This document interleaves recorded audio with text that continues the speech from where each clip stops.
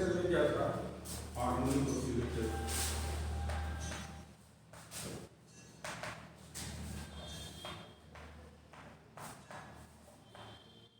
तो इसमें क्या करते थे कि ये मॉलिक्यूल है M1 M2 and this is oscillating and potential is given by half kx square। तो potential is just a parabolic potential.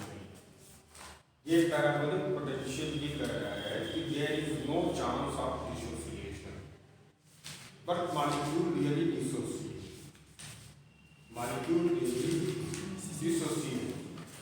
तो ये जो पैराबोलिक पोटेंशियल है इसमें आपको डिफरेंट एनर्जी लेवल आपको मिलती है और यहाँ से यहाँ ट्रांजिशन हो सकता है, यहाँ से यहाँ ट्रांजिशन हो सकता है, यहाँ से यहाँ ट्रांजिशन हो सकता है। तो you will get only omega e frequency, only one frequency. तो this harmonic model will fail completely to explain the behavior of diatomic molecule. Okay? So it is necessary to adopt the real potential. तो real potential किस तरह का होता है, तो enharmonic oscillator यहाँ से हम शुरू करते हैं। एन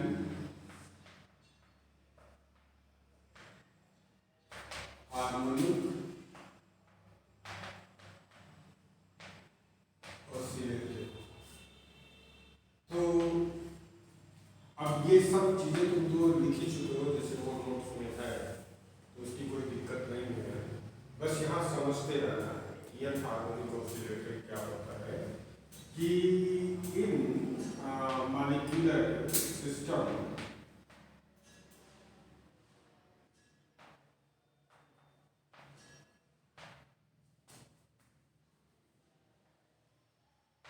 जो डिसोसिएशन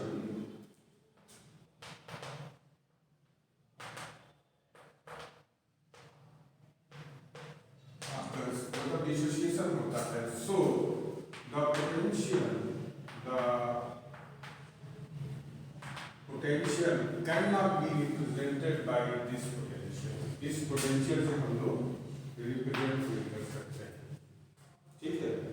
तो जो पोटेंशियल है तो वो पोटेंशियल इस तरह से दिया जाता है, इसको कई तरह से पोटेंशियल दिया जाता है। So the potential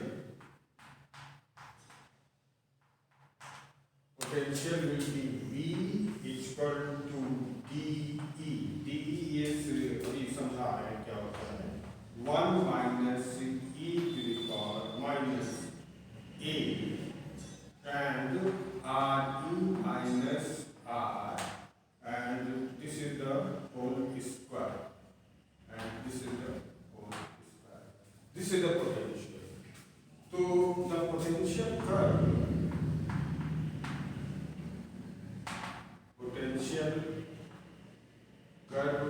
for and for molecule वो इस तरह से होता है कि ये जो पोटेंशियल कर्व है इस तरह से होता है कि इस तरह से आता है कि ये, ठीक है। तो this is actually the dissociation energy, this is dissociation energy.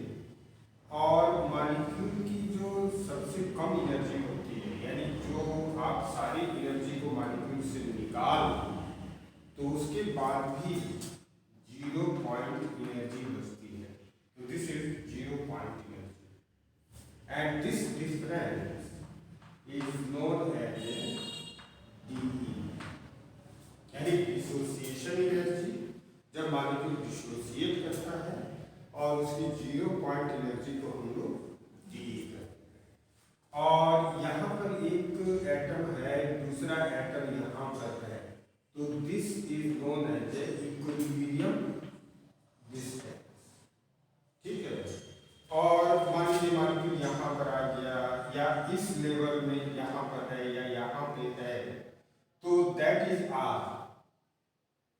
तो अब यहां से हम लाइन अगर खींचें तो this distance is equal to, ये डिस्टेंस हो जाएगा आर माइनस, अरे आर ई माइनस आर, ठीक है। और स्क्वायर कर दिया है तो दैट इज ऑलवेज, यहाँ माइनस साइन भी कह रहा है कि you can take this is positive, और ये कांस्टेंट है। This constant is representing a type of bond strength, ठीक है। तो मॉलिक्यूल ऑसिलेट तो करता है, लेकिन यहाँ पर कम दूरी जाएगा और यहाँ पर ज़्यादा दूरी जाएगा। तो यहाँ पर भी कम दूरी जाएगा और यहाँ पर भी ज़्यादा दूरी जाएगा, फिर यहाँ पर भी थोड़ा कम दूरी जाएगा और यहाँ से ये ज़्यादा दूरी जाएगा। तो इधर अब ज़्यादा भरना शुरू हुआ है, तो यानी molecule is not tending to dissociate, ठीक है। तो this potential is the real potential of diatomic molecule, ठीक है। The quantum mechanical solution, the quantum mechanical solution of Schrodinger wave equation for above potential provides energy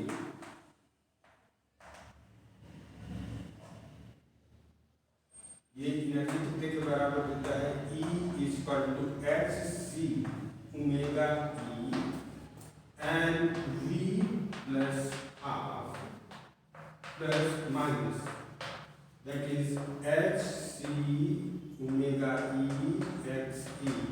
x e is the coefficient of anharmonicity, मतलब कि इसमें harmonic potential से कितना deviation आ रहा है वो x e मेजर करता है।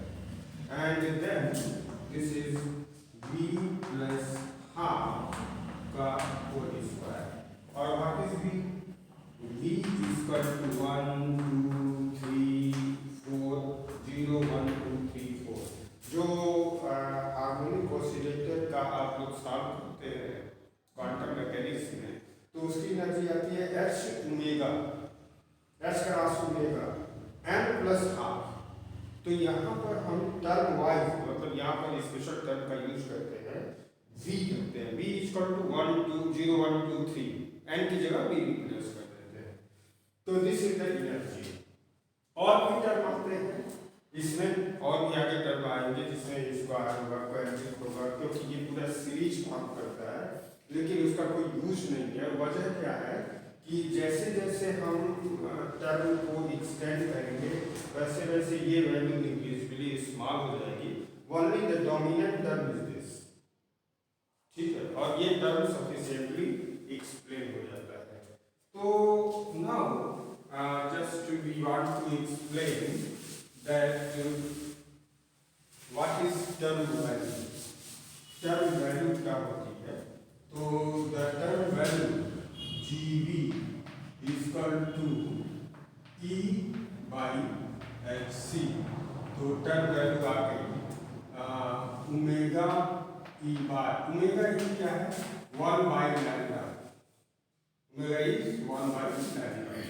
Omega E V plus half minus X E omega E V plus half का होल स्क्वायर, ठीक है।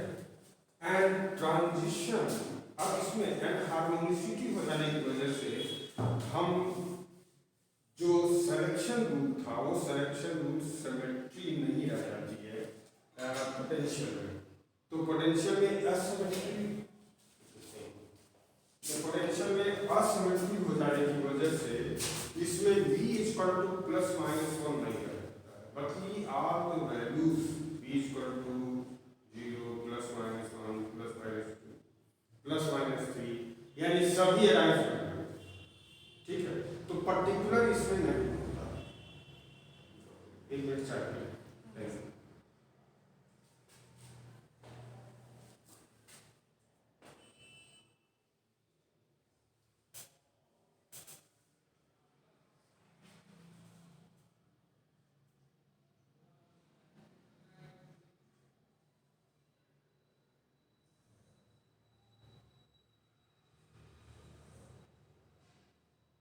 अभी तुम आते हो, कभी 3 आदमी हैं, बारी बारी से आते जाते हो। अब जितना तुमको फोटो कॉपी दे दिया है, मॉलिक्यूलर स्पेक्ट्रा वो सब पूरा है, मतलब अब कुछ बचता नहीं। ठीक है, एक फ्लोरोसेंस और फास्फोरोसेंस आता है, वही छोड़ना, और कुछ नहीं छूटा है। खत्म हो जाएगा एकदम खत्म। फ्लोरोसेंस में आपको कुछ पढ़ना नहीं है, इतना से काम, इसमें कोई डेरिवेशन भी नहीं है, कुछ नहीं। व्हाट इज द फ्लोरोसेंस और व्हाट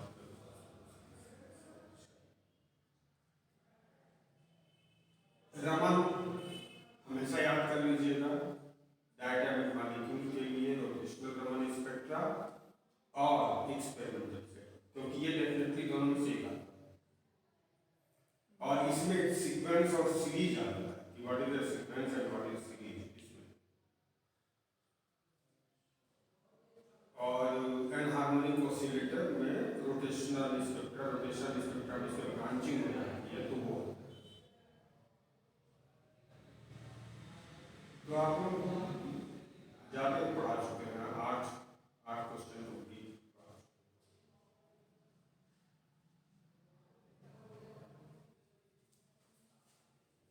ओके, तो this is the term value, ठीक है। सो द ट्रांजिशन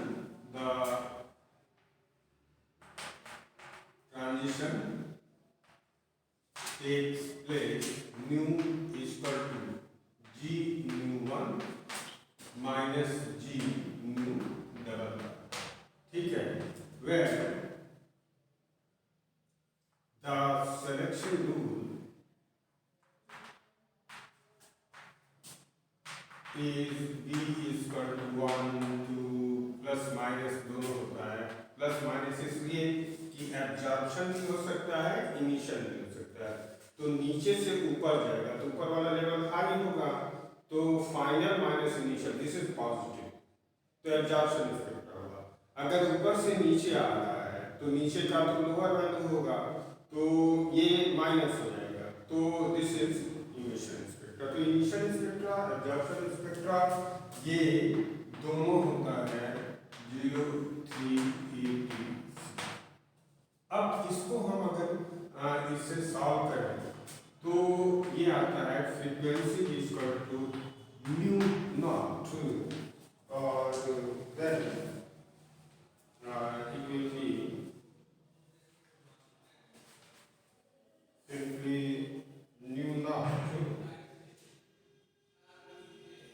तो न्यू नॉट को न्यू नॉट को जैसे लिखा जाए v minus v square omega e and minus this is nu plus half का square minus nu prime plus half का स्क्वायर बल्कि एंड xc ओमेगा ओमेगा। तो ये है न्यू नॉट फ्रीक्वेंसी, ठीक है। ये न्यू नॉट अगर ना माने तो इसी तरह से इसको लिखते जाए, और इसमें delta v is equal to -1 हम रख रहे हैं, यानी एब्जॉर्प्शन स्पेक्ट्रा हो रहा है। तो this will give you delta v, this is higher stage, minus v prime is equal to that is -1। तो इसी के हिसाब से अगर हम सब्स्टिट्यूट इसमें करते हैं तो सब्स्टिट्यूट करने के बाद हमको डिफरेंट लेवल मिलेगा, ठीक है। और जब डिफरेंट लेवल मिलते हैं तो क्योंकि कोई सिलेक्शन रूल नहीं होता है, तो न्यू, ठीक है, नॉट 0 टू न्यू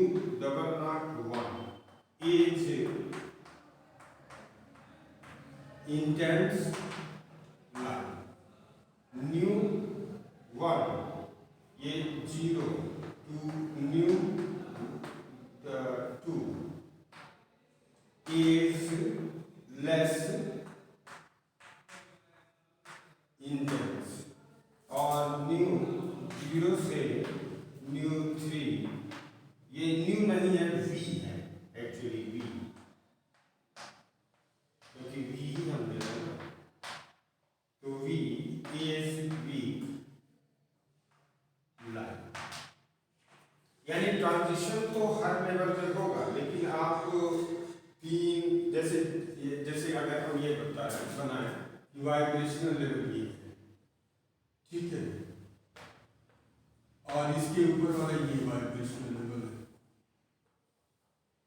तो ये हाई स्टेट है, न्यू 1, ये लोअर स्टेट है, तो ये 0 1 2 3 0 1 2 3, यहाँ से ये लाइन जंप करके यहाँ पर जाएगी, एक का डिफरेंस होना चाहिए, तो फिर अब यहाँ से जंप करके यहाँ पर जा सकती है, यहाँ से जंप करके यहाँ पर जा सकती है, यहाँ पर जंप करके यहाँ पर जा सकती है, तो this become very weak, this become also weak, but these two line are dominant. ये भी उतनी डोमिनेंट नहीं होती है, ये वीक होती है। अब आप कह सकते हैं यहाँ से, हाँ यहाँ से मिल जाएगी, यहाँ से मिल जाएगी, यहाँ से मिल जाएगी, तो you are getting large number of line and they are finding a band spectrum. Band spectrum का मतलब ये होता है कि आपको ऐसे लाइन स्ट्रक्चर नहीं मिलेगी, बल्कि इस तरह से एकदम से मिला हुआ इस तरह का स्ट्रक्चर मिलेगा, जहां पर धीरे धीरे लाइन की थिकनेस कम होती चली जाएगी और ये बैंड है, तो you are getting band structure, ठीक है, क्योंकि इसमें सभी लाइनें मिल रही हैं, कोई ऐसा नहीं है कि नहीं मिल रहा है, तो you are getting a band, you are not getting a sharp line. लेकिन अगर इसको माइक्रोस्कोप से देखेंगे तो ये पतली पतली लाइनों से मिलकर के बना है, ठीक है, तो ये हमें एनहार्मोनिक ऑसिलेटर से मिलता है, और अगर हम चाहें तो एनहार्मोनिसिटी आप निकाल सकते हो, और फिर उस पोटेंशियल में एक वैल्यू निकाल सकते हो, और वहां से डिसोसिएशन एनर्जी चाहो तो निकाल सकते हो, मतलब इससे सारी चीजें हम लोग निकाल सकते हैं। And what is the angle value की जो यहाँ पर होता है कि स्प्रिंग कांस्टेंट यानी बॉन्ड स्ट्रेंथ, तो इसमें जो होगा ये वैल्यूज जब रखेंगे तो उसमें पूरा नोट्स में है कि क्या क्या आएगा, वो हमें लिखना चाहते हैं, यहाँ पर ये लिखे के साथ कीजिए और ऐसे फ्री हो जाएगा, तो हर स्टेज का वैल्यू मिल जाएगा आपको, हर स्टेज की वैल्यू मिल जाएगी, तो वो आप लिखना चाहे तो मतलब काफी में लिखे, नहीं लिखना चाहते तो न लिखे, उसकी कोई जरूरत नहीं है। द बॉन्ड स्ट्रेंथ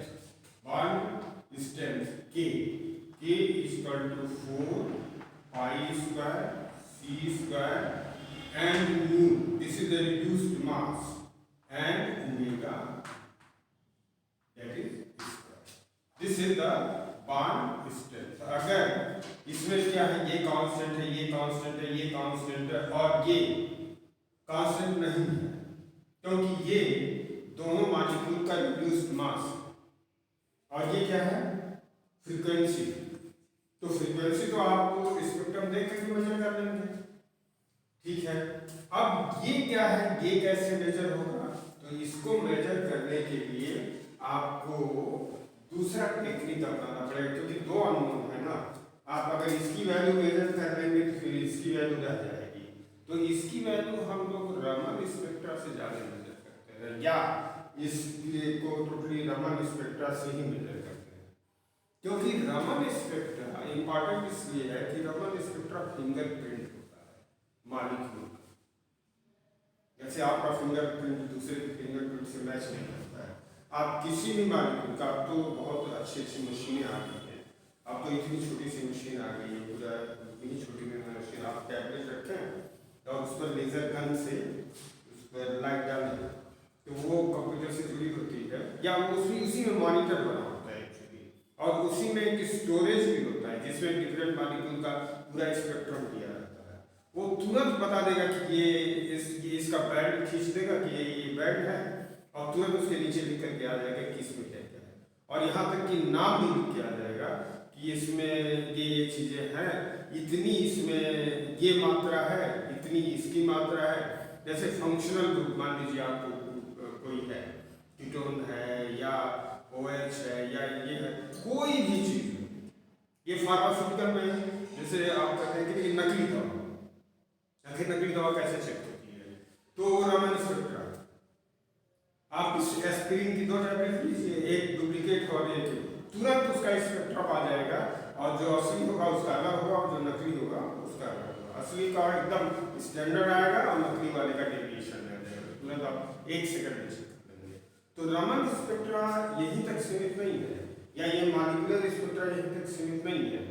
ये आपके कैंसर डेवलपमेंट अगर हो रहा है आपकी बॉडी में, तो रामन स्पेक्ट्रा ले लीजिए, तो जहाँ पर कैंसर डेवलप होगा वहाँ पर डेंसिटी अलग हो जाएगी, तो वहाँ का रामन स्पेक्ट्रा और दूसरी सेल का रामन स्पेक्ट्रा में डिफरेंट आ जाएगा। तो डिफरेंस कितना है, उसकी इंटेंसिटी कितनी है, उस इंटेंसिटी से हम लोग पकड़ लेते हैं वो किस स्टेज में है। तो मेडिकल डायग्नोसिस हुआ या फोरेंसिक साइंस हो, किसी को जहर देकर मार दिया गया है या जहर खा लिया है, तो कौन सा एलिमेंट है, तो ये रामन स्पेक्ट्रा में ये पूरा का पूरा एकदम सामने आता है, उसमें कोई चूक नहीं होती। इसीलिए वाइब्रेशनल मतलब ये इंफॉर्मेशन क्या रहता है, आप यहाँ से देखिए कि रिड्यूस्ड मास का इंफॉर्मेशन दे रहा है, यहाँ से देखिए फ्रीक्वेंसी का इंफॉर्मेशन दे रहा है, फ्रीक्वेंसी फिंगरप्रिंट होती है तो बदल नहीं सकती, और इसकी इंटेंसिटी, जैसे कोई सल्फर खा लिया है या कोई मिक्सचर उसमें ले लिया है, तो उस मिक्सचर में क्या क्या एलिमेंट है वो तुरंत मालूम हो जाएगा, विदिन सेकेंड ब्लड सैंपल लिया और तुरंत मालूम हो गया। अगर उससे भी कॉम्प्लिकेटेड हो गया तो लीवर का कोई सेक्शन लिया उससे मालूम हो जाएगा। तो और यहाँ तक कि हिस्ट्री में जैसे पेंटिंग्स हैं, गुफा में जो पेंटिंग हुई है, तो उस गुफा में पेंटिंग किस मटेरियल से हुआ है, ये रामन स्पेक्ट्रा से मालूम है। उसका तुरंत मतलब उसकी इतनी छोटी मशीन आती है, मतलब कॉस्टली होती है, लेकिन वो लैब में होनी चाहिए, दिखाना चाहिए लोगों को, खास कर एमएससी के लैब में, कि वाकई रामन स्पेक्ट्रा काम कैसे करता है, तो ये चीज़ें दिखानी चाहिए। और उसका बहुत कीमत नहीं है, मेरे ख्याल है कि 10,000 या 15,000 में आ जाएगा। वीडियो में भी नहीं, ये लोग अभी रमन के बारे में बस यही, वो जो हम बनाए नीचे कि रमन का स्पेक्ट्रा, अरे वही वाला एक्सपेरिमेंटल सेटअप किया। रमन कितना एडवांस हो गया है, रमन की जितना खोज बाकी जब होगी उतना खोज इंडिया में नहीं हुआ ना। लीनियर रमन इफेक्ट है, ये जो फाइबर है, फाइबर आपको केबल बिछाया जा रहा है 5G के लिए या 4G के लिए एडवांसमेंट के लिए, इसमें रमन स्पेक्ट्रा का बहुत बड़ा महत्व है। ये छोटी मोटी चीज नहीं, रमन स्पेक्ट्रा की एकदम वाइड मतलब एकदम वाइड एप्लीकेशन है, ऐसा कोई वो नहीं है। इसलिए रमन स्पेक्ट्रा तो एकदम बहुत से बहुत ज़्यादा पड़ेगा। और दूसरी बात ये है कि आइसोटोपिक इफेक्ट,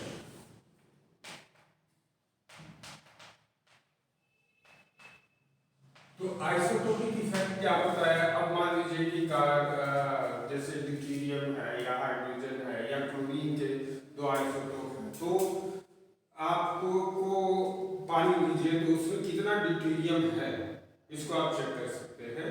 तो simply you have nu oscillation frequency या omega oscillation frequency equal to 1/2 pi under root that is k by u। तो यहाँ से म्यू की वैल्यू आपको मिल जाएगी। तो अगर आप so you can write from here omega that is your value equal to 1/2 pi under root k तो सेम ही रहेगा म्यू, और आइसोटोप आपने लगा दिया तो I हो गया 1/2 pi under root k by mu I, यानी ये आइसोटोप है। ठीक है, आइसोटोप जैसे ये क्या हुआ कि H और H ये है D मीडियम और डी है, या डी एंड एच। ठीक है, तो कितना शिफ्ट होना चाहिए, क्या दोनों का स्पेक्ट्रा सेम आएगा? नहीं जाएगा, क्योंकि ये बता रहा है कि रेसिप्रोकल है तो दोनों का स्पेक्ट्रा सेम नहीं है। तो देयर इज सम शिफ्टिंग, तो वो शिफ्टिंग कितने के बराबर होती है उसको हम लोग निकालते हैं। Mu that is the I divided by mu is equal to under root mu, सीधे सीधे भाग दीजिए तो म्यू आई बराबर होगा, तो mu I is equal to mu, ये जनरल, और this is ratio. What is ratio? Ratio is under root mu by mu I. अब इसको क्या कीजिए कि जो आपका फार्मूला है उस फार्मूले में आप सब्स्टिट्यूट कर दीजिए। तो सब्स्टिट्यूट जब कीजिएगा तो ये सिंपली आएगा जी I omega equal to omega ई, हम सिर्फ एक ही डिग्री का ले रहे हैं या दोनों डिग्री का ले रहे हैं, omega I V plus half minus X omega I V plus half का होल स्क्वायर। अब इसका नॉर्मल से डिफरेंस ले लीजिए, तो the shift of wavelength or its wave number will be g I omega minus g omega. This is shift, कि कितना shift हुआ दोनों में। तो आप जब ये निकालेंगे कि एनर्जी लेवल, तो this is the energy level of omega G omega, और ये जो लेवल है ये पहले और दूसरे तक तो ठीक रहेगा, तीसरे में थोड़ा सा नीचे आ जाएगा, चौथे में नीचे आएगा। This is G I omega. ठीक है, तो ये क्या दिखा रहा है कि जो एनर्जी लेवल है वो आइसोटोपिक इफेक्ट की वजह से नीचे आ जाएगा। तो ये गैप आप मेजर कर लीजिए, दोनों का गैप मेजर कीजिए, इनके डिफरेंस को मेजर कीजिए, तो आइसोटोप में जो कांस्टेंट है ये रेशियो वो निकल के सकता है। ठीक है, तो यहां से हम मेजर कर सकते हैं कि व्हाट इज द म्यू, क्योंकि भाई एक ही तरह का आइसोटोप है, तो आइसोटोप हल्का है भारी है, तो ये तो अंदाजा हो जाएगा कि क्लोरीन है, हाइड्रोजन है या क्या है। तो यहाँ से एक गेस वर्क आप कर सकते हैं और कंफर्मेशन आप कर सकते हैं रमन से, एकदम एग्जैक्ट कंफर्मेशन ये है। लेकिन ये इतना वैल्यू दे देता है कि आपको गेस जो है वो सटीक करता है, इसमें कोई अंदाजा नहीं है कि वो सटीक ना, तो क्या कितना एडवांस हो गया ये चीज़ें। ये अब जैसे हम लोग की यूनिवर्सिटी तो अभी मेरा ख्याल है 50 साल की, 50 साल में 100 साल की, सिर्फ IIT और बेंगलुरु और कुछ गिनती छोड़ दिया जाए, नहीं तो अब तो आपके सीधे आपको ट्रेनिंग ये दी जाती है कि ड्रग डिस्कवरी का, आप ये कोरोना वैक्सीन आ गई इतनी जल्दी कैसे आ गई, तो अब ये टेक्निक इतनी ज़्यादा डेवलप हो गई है कि सिंथेसाइजर होते हैं, जैसे ऑटोमेटिक सिंथेसाइजर होते हैं, बड़ी बड़ी मशीनें होती हैं, तो उसमें आप डाल दीजिए ये चीज़, तो वो सिंथेसाइज करके मॉलिक्यूल दे देता है। और जैसे मॉलिक्यूल आया तो आपने ये अंदाजा लगाया कि भाई ये प्रोटीन का एक्टिव सेंटर है, इसको ब्लॉक कर दे तो कोरोना का जो प्रोटीन है वो ब्लॉक हो जाएगा, वो एक्ट नहीं करेगा। तो आपने उसके हिसाब से डिजाइन किया, डिजाइन करके आपके पास तमाम सॉफ्टवेयर है, कैलकुलेट कर दिया कि हाँ ये ऐसा हो सकता है, ऐसा हो सकता है, तो सिंथेसाइजर से बना लिया मॉलिक्यूल, और मॉलिक्यूल बना करके उसको किसी भी इनिशियल स्टेज में किसी भी चूहे हुए में या टेस्ट कर लिया, देख लिया कि वो इफेक्टिव है कि नहीं, या नहीं अगर इफेक्टिव है तब भी वो कंप्यूटर से आप दोनों का सिमुलेशन करा कर देख लेंगे और वो 90% एक्यूरेट देता है। इतनी एडवांस हो गई है अब चीज़ें कि अब मतलब इसका मुझे नहीं लगता है कि बहुत ज़्यादा एप्लीकेशन है। अब हाँ, थियोरेटिकल लेवल पर तो है ही है कि ये चीजें आपको आनी चाहिए, क्योंकि आप एक्सपेरिमेंटली, और एक चीज और है, उन मशीनों को चलाने के लिए आपको 5 साल वर्क करना पड़ेगा उस पर। ऐसा नहीं है कि गए और सब चला दिया। ये भी है, जैसे हम लोग जो डिस्कवरी करते हैं या हम लोग जो कैलकुलेशन करते हैं, उस कैलकुलेशन वाले सॉफ्टवेयर को चलाने के लिए, उस पर एक्सपर्ट हासिल करने के लिए कम से कम 4 से 5 साल कि वाकई वो कैलकुलेशन उसमें एक मिस्टेक अलाउ नहीं। तो अब बहुत एडवांस हो गया है, लेकिन हम लोग की पढ़ाई जो है ये लोग खा गए हैं, सेल्फ फाइनेंस वाले सब। Vibrational and rotational spectra, vibrational and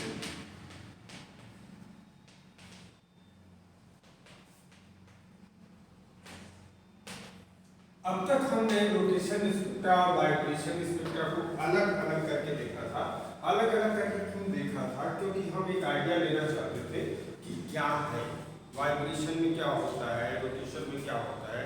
लेकिन अगर आप सिर्फ इस कर्व को देखिए, तो इस कर्व में ये क्या है, ग्राउंड स्टेट का वाइब्रेशनल लेवल है, और ये क्या है, रोटेशनल ग्राउंड स्टेट का वाइब्रेशनल सेकेंड लेवल है। ग्राउंड स्टेट नहीं है, ये v इक्वल टू 0 है और ये है v इक्वल टू 1। तो इसमें आप पाएंगे कि ये रोटेशनल लेवल, ठीक है, ये रोटेशनल लेवल है। इसमें भी पाएंगे कि ये रोटेशनल लेवल है। तो इसमें और प्योर रोटेशनल में क्या अंतर है? प्योर रोटेशन में यहाँ से यहाँ जंप होता है, यहाँ से यहाँ जंप होता है, या यहाँ से यहाँ जंप होता है। तो इस केस में आप जो कोफिशिएंट है b is directly proportional to moment of inertia equal to r square mu के बराबर। तो r square is nearly same for this stage, लेकिन r square is not same for this stage, क्योंकि यहाँ पर बॉन्ड लेंथ बढ़ गई, ठीक है। तो हमें वाइब्रेशन के साथ साथ रोटेशन का इफेक्ट क्या है ये देखना। तो this is known as a vibrational rotational spectra, कि हम एक कॉम्बिनेशन के साथ देखेंगे, अलग अलग नहीं देखेंगे। तो ये मोर रियलिस्टिक पिक्चर है मॉलिक्यूल के इंफॉर्मेशन के बारे में, ठीक है। तो the energy, the direct energy लिख सकते हैं, क्योंकि you have not solve quantum mechanics, क्योंकि ये सॉल्व करने में आपको 2 साल लग जाएगा, उसकी जरूरत नहीं है। ये सॉल्व जब भी होता है तब भी हम कंप्यूटर से सॉल्व करते हैं, ठीक है। तो the energy of rotational vibrational, interview में लोग पूछे कि आपने जो रिसर्च किया है वो कंप्यूटर पे, कंप्यूटर सिमुलेशन से किया है, तो इसमें तो कुछ होता नहीं है कंप्यूटर पे। हमने कहा कि सर आप ही कर लीजिए, जब कुछ होता नहीं है तो, ठीक है। वो ये कहना कि सब कंप्यूटर कर देता है, कंप्यूटर सब नहीं करता है। कंप्यूटर आप जो इंफॉर्मेशन देंगे उसी के हिसाब से कैलकुलेट करेगा ना, और आपके इंफॉर्मेशन में अगर कंसेप्ट सही रहेगा तो सही रिजल्ट देगा, गलत रहेगा तो आप टिप टिप दबाते रहेंगे, वो क्वेश्चन तो देता ही रहेगा। तो वो एक अलग चीज है कि हाँ हमारा कंसेप्ट ये है, कैलकुलेशन ये करना है, ये देना है, ठीक है। तो वो चीज आपके अंदर होनी चाहिए। अब तो आप लोग प्रैक्टिस नहीं करते हो, लेकिन हम ये कहेंगे कि आप इसको जरूर पढ़ लीजिएगा, इस लैंग्वेज को। पाइथन जब भी मिले, सिम पाई से बड़े से बड़ा डिफरेंशियल इक्वेशन आप सॉल्व कर लेते हैं, इसका सॉल्व कर सकते हैं। कोई भी डिफरेंशियल इक्वेशन हो उसका कर्व खींच सकते हैं। हाँ, बुक है कि ये बुक नहीं है, ये लैंग्वेज है कंप्यूटर की, पाइथन एंड सिम। ये सिंबॉलिक पाइथन मैथमेटिकल लैंग्वेज, ठीक है। तो ये मतलब जैसे वहाँ यूनिवर्सिटीज में अब तो आ गया है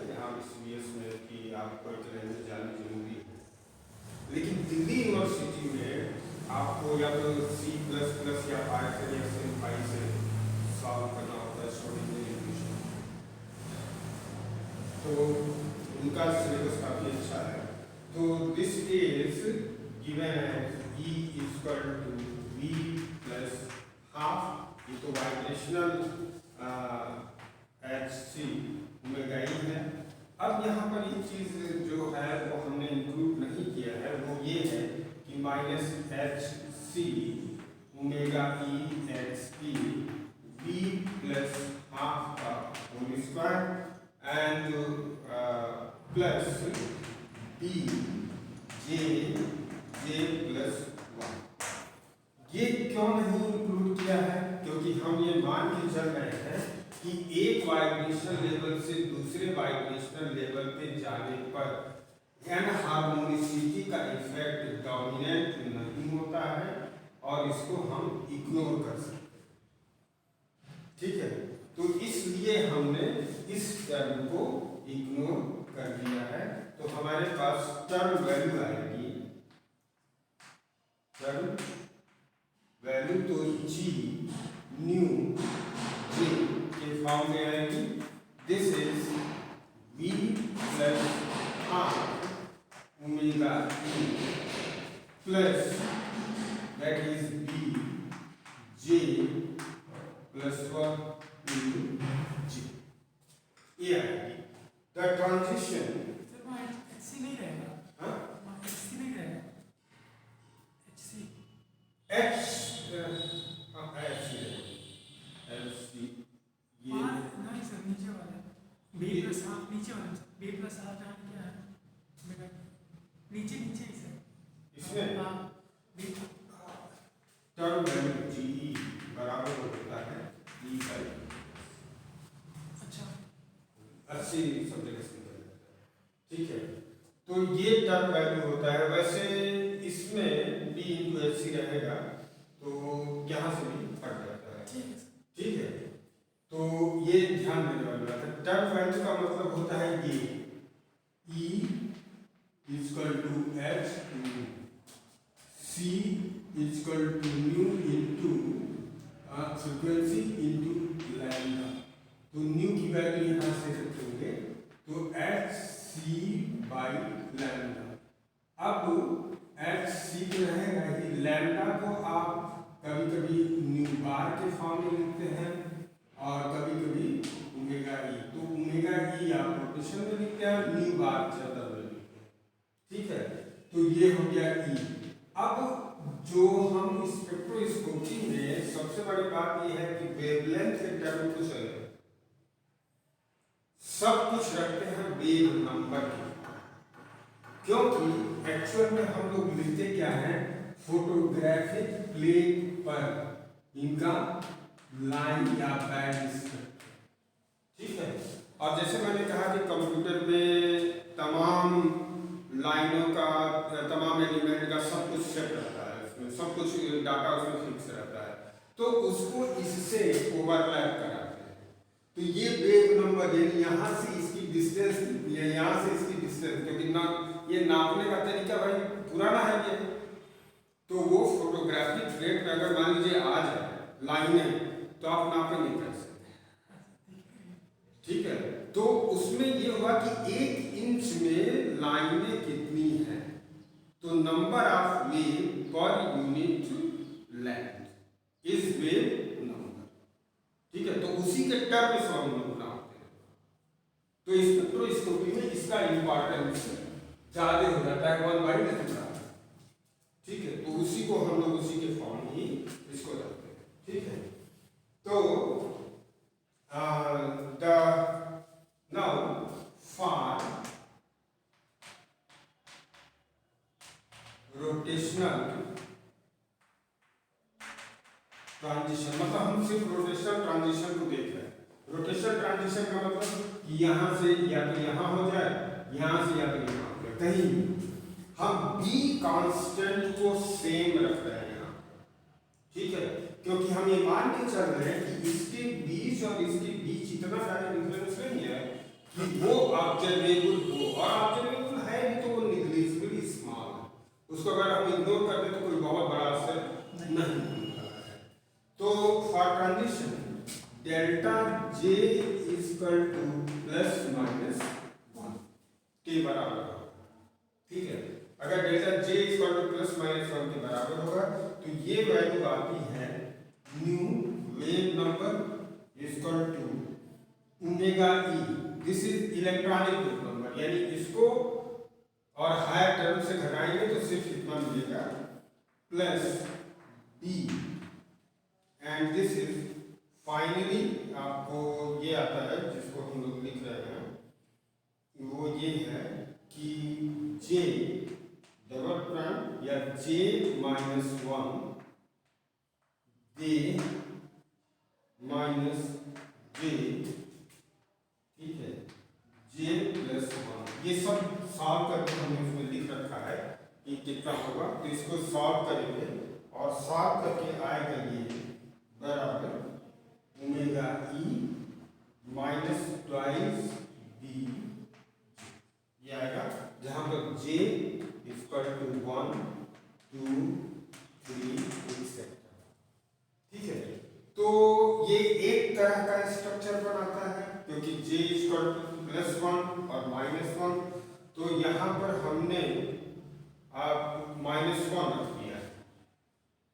ठीक है, अब j इक्वल टू प्लस 1 रखेंगे तो दूसरा स्ट्रक्चर बनाएगा। अब वो दूसरा स्ट्रक्चर बनाएगा तो हमारे पास दो तरह का लाइनों का सेट मिलेगा। ठीक है, एक सेट को कहते हैं P ब्रांच, दूसरे सेट को कहते हैं Q ब्रांच। ठीक है, तो इसमें होता क्या है कि दैट इज नहीं PQ नहीं, Q ब्रांच इसमें नहीं होता है, R एंड T ब्रांच होता है। ठीक है, तो what is the R and P branch? तो न्यू R ब्रांच बराबर होता है nu E minus plus square B D plus 1, that is J equal to 0 1 2 etcetera, and P branch हमें जो मिलेगा वो ये है कि branch P branch J, this is delta J equal to plus 1 delta J equal to minus 1 nu R अरे P branch. This is your P branch. तो P branch हो गया ये वाला, ये है न्यू P। ठीक है, ये न्यू P ब्रांच है और ये न्यू R ब्रांच है। अब इसको थोड़ा सा हम लोग यहाँ पर देखते हैं कि एक्चुअल में ये हो क्या रहा है। आप डिफरेंट रोटेशनल लेवल को हाई लेवल और लोअर लेवल को लीजिए और यहाँ पर हाई लेवल को लीजिए।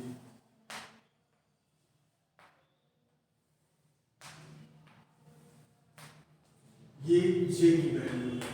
ठीक है, 0 1 2 3 4 0 1 2 3 4 5। ठीक है, तो पहले हम क्या लेते हैं R ब्रांच के लिए। ठीक है, तो P ब्रांच के लिए माइनस 1 है। माइनस 1 का मतलब क्या है कि लोअर से हायर में जाना है। ठीक है, और माइनस 1 का डिफरेंस होना चाहिए, यानी लोअर वाला बड़ा होगा, हायर वाला छोटा होगा। तो लोअर वाला अगर बड़ा होगा तो ये 1 से 0 तक जाएगा, 2 से 1 तक जाएगा और ये फिर ये जाएगा। देखिए ये ओके, तो ये एक सेट दे देगा और हम क्या कर रहे हैं कि माइनस 1 हो रहे हैं। तो this is P branch, P branch. अब R ब्रांच हमें लेना है, तो R ब्रांच कहाँ जाएगा? R ब्रांच में लोअर वाला कम होगा, हायर वाला, अरे लोअर वाला हायर वाला कम होगा, लोअर वाला ज्यादा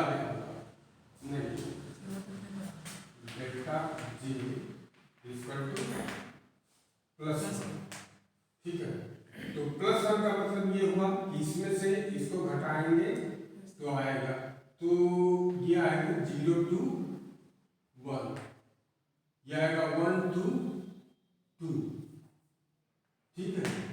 फिर ये आएगा ये से, ओके। तो you are getting two set of lines, one is Q branch or P branch and other is R branch। और एक चीज और याद रखनी है कि ये डायटोमिक मॉलिक्यूल के केस में लागू होता है। वजह क्या है P ब्रांच और R ब्रांच की? वजह सिंपल है कि इसका जो मोमेंट ऑफ इनर्शिया है वो इस एक्सिस के अलाम 0 हो जाएगा, बाकी ये एक्सिस और ये एक्सिस के अलाम फाइनाइट है। अगर इलेक्ट्रॉन जंप करके यहाँ आ जाए तो इसकी कुछ मोमेंट ऑफ इनर्शिया हो जाएगी, तो इसके अलाम भी आपको सिलेक्शन रूल लगाना है, तब वो सिलेक्शन रूल हो जाता है delta J equal to 0 plus minus 1 और ये देता है Q ब्रांच, ठीक है। और ये टिपिकल मॉलिक्यूल हमको देखने को मिलता है, जैसे CH4 NH3 है, तो उसमें एक एक्सिस कोई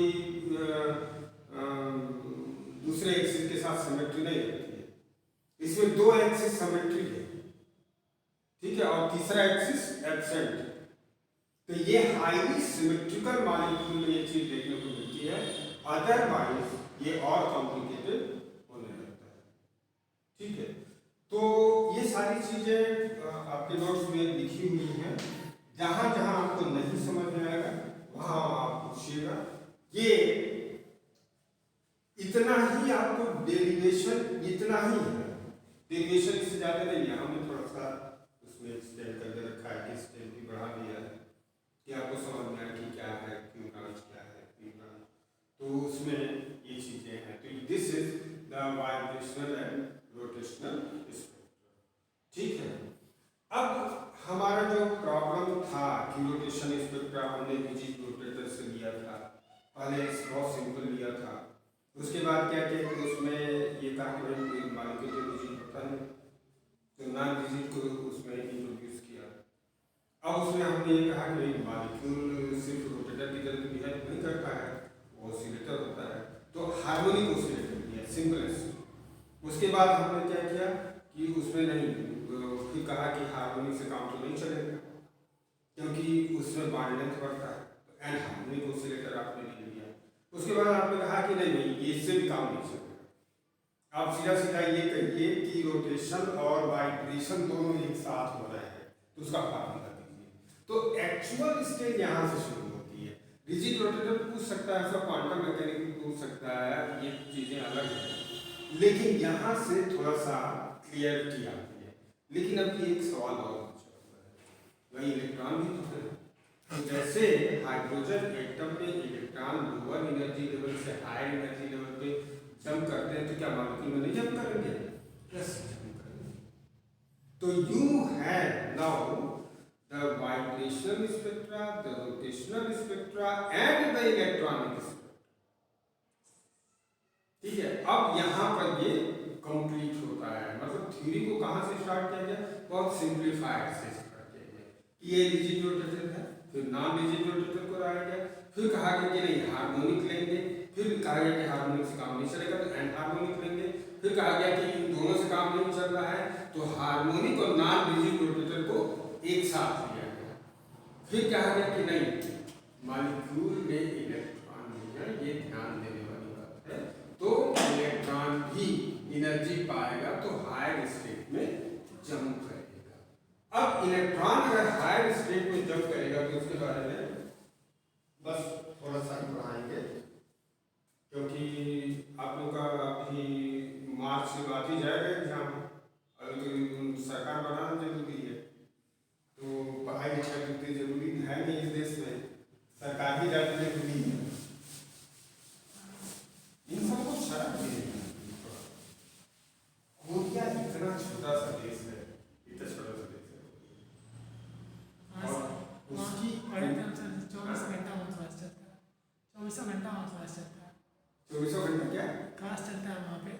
नहीं, वो एक अलग चीज है, लेकिन उसने अपने यहाँ जो यूनिवर्सिटी बनाई वो दुनिया की नंबर 1 यूनिवर्सिटी, जबकि इस समय कैम्ब्रिज है, ऑक्सफोर्ड है, इंडिया में IITs है, अमेरिका में तमाम यूनिवर्सिटीज हैं, उनकी सारी यूनिवर्सिटी को पछाड़ते हुए वो नंबर 1 है। आप कितना छोटा सा देश है, देखिए कितना छोटा सा देश है, तो उसने अपने एजुकेशन पॉलिसी को एकदम बदल दिया। वो जानता है कि एजुकेशन जो है, एजुकेटेड लोग जो हैं वो हमारी इकोनॉमी के बैकबोन, और आपके नेता क्या कहते हैं कि नॉन एजुकेटेड लोग हमारी पार्टी के बैकबोन, क्योंकि वो जितना ज़्यादा बेरोजगार रहेंगे, वो जितना ज़्यादा गरीब रहेंगे, वो हमारे पास है। ये एक बहुत बड़ी बात है कि आपके यहाँ पढ़ाई का स्तर, अभी इसको लेकर के बहुत से मतलब प्रोफेसर IIT हमेशा बात करते रहते हैं कि भाई ये ठीक नहीं है, स्टैंडर्ड पढ़ाई का हर जगह बराबर होना चाहिए। 24 घंटा क्लास चलता है, फ्री है ना, सब फ्री है कि आप पढ़ने के लिए वहाँ पर कोई रोक टोक नहीं है, बहुत कॉपरेशन है वहाँ पर, पढ़ाई को लेकर के बहुत ज़्यादा पुशअप है कि आप लोग, आपको उतनी, अगर आप कहते हैं कि मेरे पास फीस नहीं है तो भी आपको दिक्कत नहीं होगा, आप गवर्नमेंट आपको फाइनेंस कर देगी, देखिए ठीक ठाक है, फाइनेंस कर देगी और फाइनेंस को देना भी नहीं पड़ेगा, क्योंकि पढ़ा लिखा आदमी बहुत बड़ा एसेट होता है, तो वो ये चीज़ समझते हैं। हम लोग अभी 6वीं शताब्दी और 9वीं शताब्दी में जी रहे हैं, तो ये पढ़ाते जा रहे हैं, उसको आप एक बार पढ़ लीजिएगा, ठीक है, तो क्योंकि अभी 3-4 क्लास तो कम से कम लेंगे ही लेंगे, तो मेरा ख्याल है कि जितने भी जितना इम्पोर्टेंट चीज़ें हैं, जो आने वाली चीज़ें हैं, वो सब आप